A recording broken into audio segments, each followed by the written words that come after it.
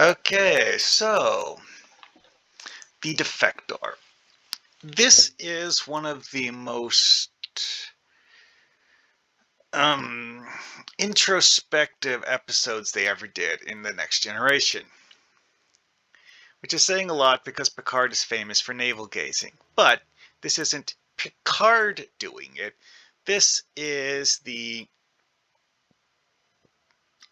um, let's go with calling him guest character of the week. Here we have a guy who his actual name is Aladar Jirok. He is a Romulan admiral, but he doesn't tell Picard or Picard's crew who he is because, quite frankly, his actual plan was to give information to Picard and try to go home before anyone in the Romulan command noticed he had left. That didn't happen. Anyways, so after that brief summary,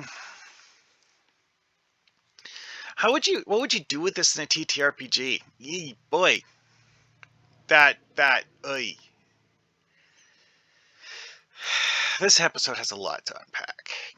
There's several different layers of stuff to work with in this episode, and the layers of stuff are things you could work with in a TTRPG. I mean, you have a member of a semi-hostile galactic power coming to you to give you information out of the goodness of his heart because he feels that his empire has been doing the wrong thing from a moral and ethical standpoint.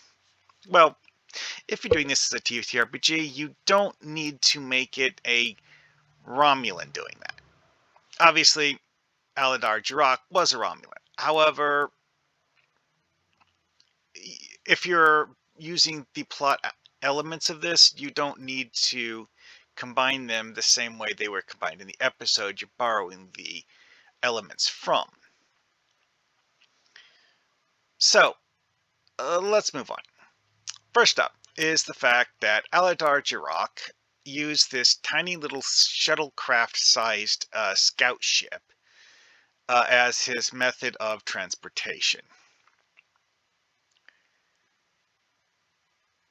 And oh wait, never mind. That's right. I forgot. He told it to self-destruct, which means that he did not, in fact, actually have the ability to return. Yeah, this explosion right there. That was his ship self-destructing. Sital is the name he used because he didn't want anyone in the Federation to know who he was, which, okay, if you are, in fact, not planning to return home, hiding your identity makes people less likely to trust you and more likely to think it's some sort of a con.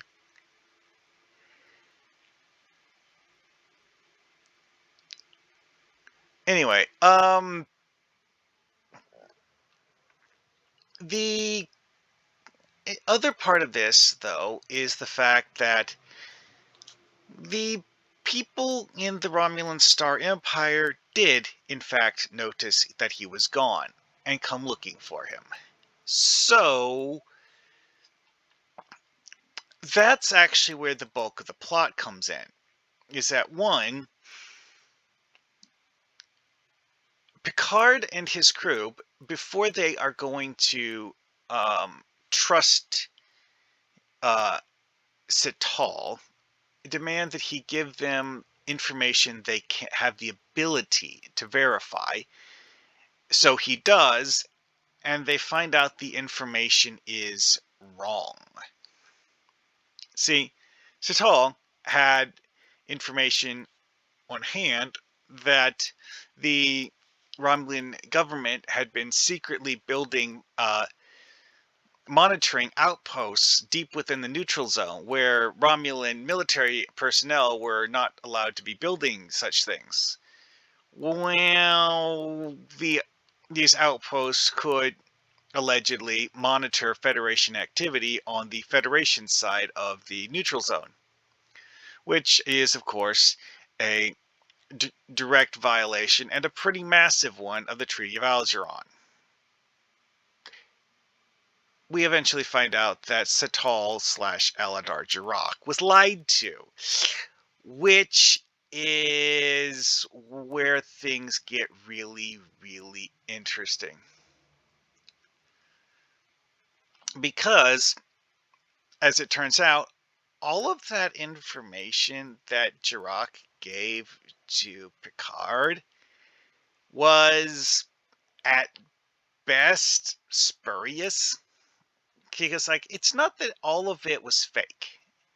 If all of the information that Jirak had been looking at was fake, he would have noticed.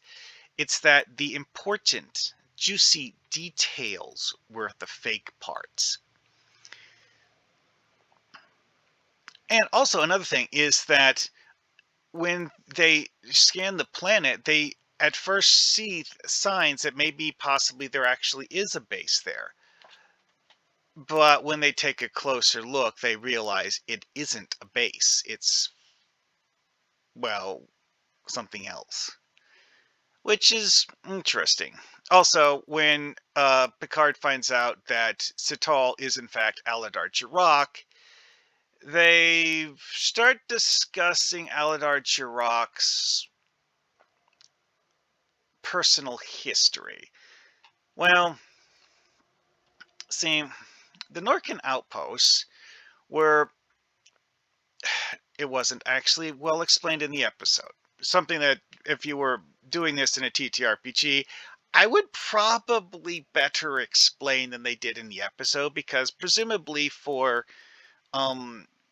screen time reasons, they didn't actually explain what this military campaign that Aladar Jirak was in charge of really was. They just referred to it as a massacre, which, okay, Aladar Jirak killed his enemies, so it was a massacre. Well, I mean, massacre, victorious battle, you know, tomato, tomato. And that's actually a very interesting point here, though, is that, and that's something that Jirak calls out Picard on, is that characterizing someone's actions as barbaric or inhumane simply because of the fact that those actions resulted in their enemies dying. How many Romulans did Picard kill in The Next Generation?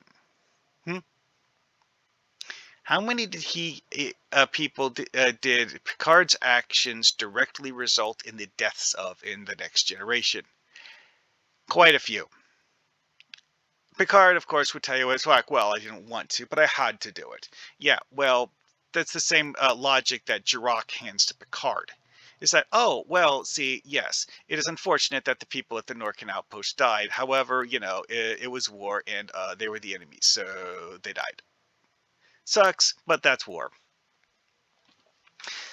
Which, to be fair, that is actually the sort of discussion that would make an interesting plot point in a TTRPG session. Overall, this kind of stuff in this episode would actually be a very good way to set up a campaign or change the direction of a campaign. It's because, like, you get information from a third party that's not actually who you're currently focused on, that something else has been happening nearby, and, you know, you investigate it. Well, you might find something like this. Oh yeah, that's another fun thing. This episode had Data create a holographic simulation of the Valley of Chula.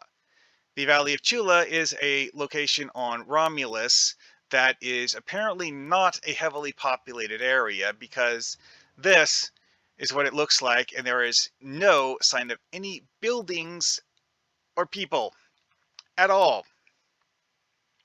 which makes me kind of think that it's the Romulan equivalent of the Grand Canyon or something. Someplace known for having majestic, spectacular natural beauty and not much else.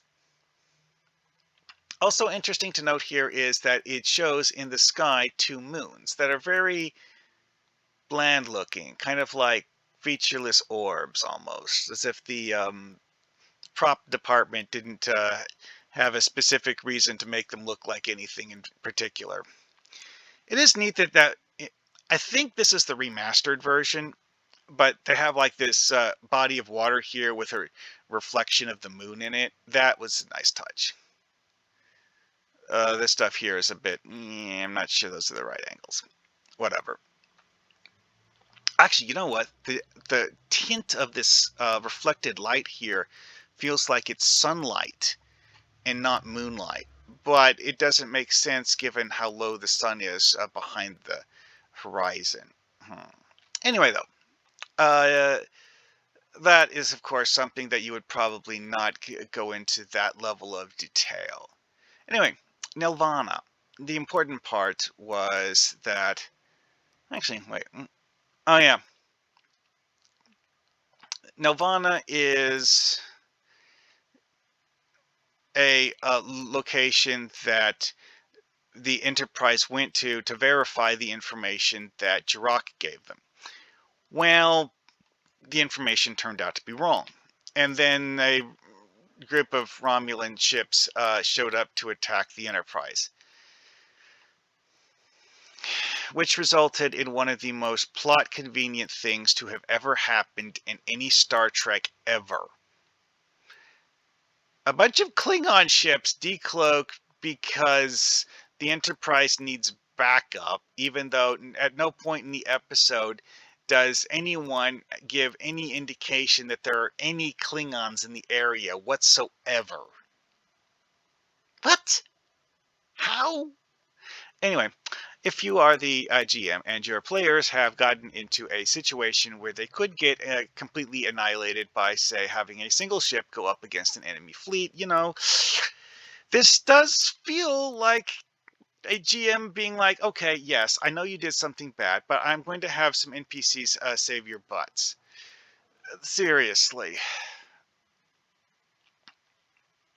That is just... Oh, boy. The ending of this episode was very... And that story is over. We will now move on and have everything go back to the way it was before, because the story is over now. Yeah. Anyway, though, so using this in a TTRPG, having in-depth discussions and negotiations with NPCs in a TTRPG is great. This is a very non-combat episode. It's mostly people talking to Jirok, talking about what Jirok gave them, and trying to figure out what to do with the information. The only combat is some aggressive posturing at the end, which doesn't actually involve with anyone firing a shot. Although, if it was a TTRPG, things might go differently. Maybe possibly you have to fight your way out of it and try to avoid dying when, the angry locals are like, we're sorry, but we have to shoot you now. Maybe you can't intimidate them into backing down like that happened in the episode. But, I mean, let's face it, Klingon birds of prey are not known for being extremely powerful. Maybe the Romulans could actually kill that many birds of prey. I mean, it's only 2 Pterodactyls, but birds of prey aren't that big. Either way, this fight would have been a bloodbath if they'd actually fought. Anyway, though, that's my thoughts on this. There's a lot of things you could do with this. The basic idea is something that is very interesting for TTRPG. Definitely wouldn't play it straight, because when you actually look at this episode from a perspective of playing it, it's really not got a lot of meat to it. There's a lot of things in this episode that players would probably not hem and haw over the way that the crew of the Enterprise did. Like, debating on whether or not they want to actually violate the Romulan neutral zone in order to verify the information that Jirok gave them.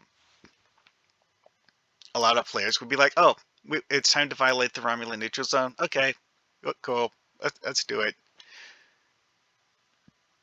Whereas Picard is, it's like, oh no, it's against my code of honor or something. Yeah, whatever. Anyways, Federation people are about as honorable as Klingons, which is not honorable at all. Oh well.